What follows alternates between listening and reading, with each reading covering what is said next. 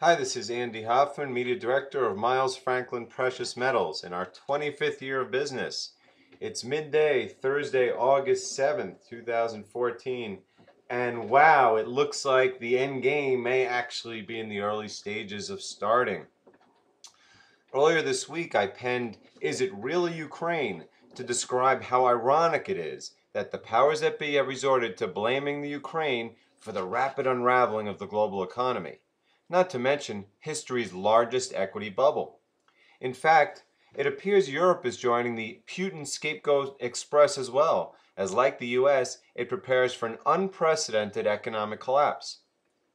Per today's title, the largest pink elephant ever is the most overvalued, misallocated stock market of all time, due entirely to the Fed's endless money printing, the PPT's relentless stock market propping, and Washington's despicable condoning of reckless Wall Street policies like exponential leverage, debt finance buybacks, high frequency trading, and leverage buyouts.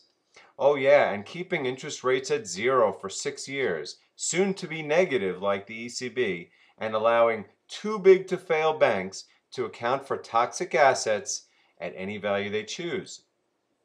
As for Ukraine itself, it is but one of countless potential black swans that could implode history's largest fiat Ponzi scheme single handedly, although, frankly, not a single exogenous event is required to trigger the inevitable. Potentially, what is going on in Iraq could cause the same. Heck, I'm reading right now that Obama is about to order airstrikes in Iraq, or Gaza Strip, or Argentina, or a slew of other horrible headline issues around the world. However, if I had to choose one, it would be Ukraine, given how it appears to be pitting the world's major governments against each other. Or should I say, as noted above, being used by the world's major Western governments to provoke confrontation with their Eastern counterparts. Last week, I warned that it could be a hell week for precious metal holders, with every conceivable key attack event on the docket, from COMEX option expiration to the Chicago PMI diffusion index to ADP employment, GDP output, and an FOMC meeting, not to mention NFP payrolls on Friday. However, I also noted there was no way they could be spun to engender genuine belief in recovery. And after Whirlybird Janet started her FOMC commentary with fears of significant underutilization of labor resources, which was the title of my subsequent article, it was all downhill. Back in May, I wrote of how the Fed was desperate to prop the all-important 10-year Treasury yield above the, quote, post-taper trend line of 2.6%. And after peaking at 2.595% after Yellen spoke, with all the Fed betting interest rates up, it started plummeting anew, particularly after a horrifying Chicago PMI and utterly abysmal NFP report. Following some of the most massive PM suppression I've ever witnessed, as discussed in yesterday's ultimate PM manipulation primer, and today's PM manipulation from the eyes of the Chinese, PMs ended the week slightly lower, in both cases just above the 200-day moving averages. And as we look right here on Thursday afternoon, the 10-year yield is at 2.43%, just a percentage of 0.2 or a couple of basis points above the 13-month low. And mark my words, as I've said all along here, we are going to go the way of Japan. That is, the market is going to bet on QE to infinity and get it, and take that 10-year yield all the way down below 1%. And it's going to keep going down towards zero until hyperinflation hits. And by the way, gold prices are now surging. They've recovered all of last week's losses, cartel-inspired losses, and then some, while silver is fighting its war at what I call battlefield $20 silver, with the cost of production probably around 22 to 25, and the cost of sustainability of the industry around 30. We are going to have a major industry shortage in the coming months, maybe even weeks, the way things are going, and you can bet it's going to be silver where you see it first. Now, this week, in general, the horrible headlines have only gotten worse on a worldwide basis.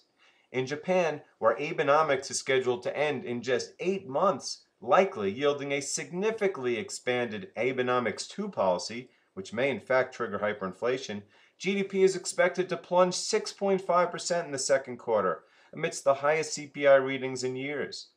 In China, the government has clearly initiated a new closet QE round in the quietly launched pledge supplementary lending program as it prepares for massive private bond defaults in the coming 12 months. In Europe, Italy unexpectedly plunged into a triple dip recession as youth unemployment shot over 40% for the first time. France is completely unraveling.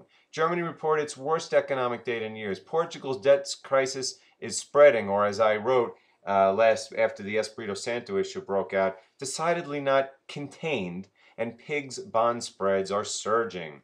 No wonder Goldman Mario Draghi at this morning's ECB meeting warned of significant downside risks to his economic forecast as he prepares to launch a new trillion-dollar QE program in the coming months, with or without the Bundesbank's approval. And of course, he threw in there as his universal scapegoats that he's worried about emerging market woes and geopolitical strains. So he too can have something to blame it on, not his abysmal policies following leaving Goldman Sachs to join the ECB.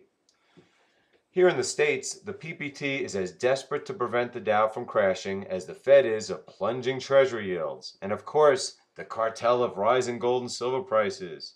As a rule, any, quote, positive economic data reported on the U.S. island of lies is either fraudulent, seasonally adjusted, or misleading, and it won't be long before the entire world realizes it. Much less the sixth sigma suppressive action in the paper gold and silver markets, as record physical inflows in the East are offset by record paper naked shorting in the West. And the scariest, most catch-22 aspect of the situation is that the more the Fed prints, either overtly, i.e. the tip of the iceberg, or covertly, the more said inflation is exported around the world. Which is why emerging market currencies are falling anew, and why social unrest, militarism, and draconian government actions have nowhere to go but up. And by the way, if you don't own physical gold and silver when the big one commences, which frankly could be any day, you may never get a chance to protect yourself, your family, or your heirs from the coming hyperinflation. For those taking the initiative to protect themselves with physical precious metals, we hope you'll call Miles Franklin at 800-822-8080 and give us a chance to earn your business. Again, we've been around 25 years, and our A+ Better Business Bureau rating and not a single customer complaint proved to you that we are worth dealing with. Not to mention our what I think is the best storage program in the world at Brinks, and our free daily economic blog, which I believe is the best you're going to find in the industry. Between myself, David Scheckman, and Bill Holter, you will learn more about what's really going on in the world than anywhere else I can comprehend. Not to mention the 3 to 5 podcasts we tape each week, which are also available for free in real time at milesfranklin.com. And as always, you can contact me with any questions you might have at ahoffman@milesfranklin.com. Thanks and have a good weekend.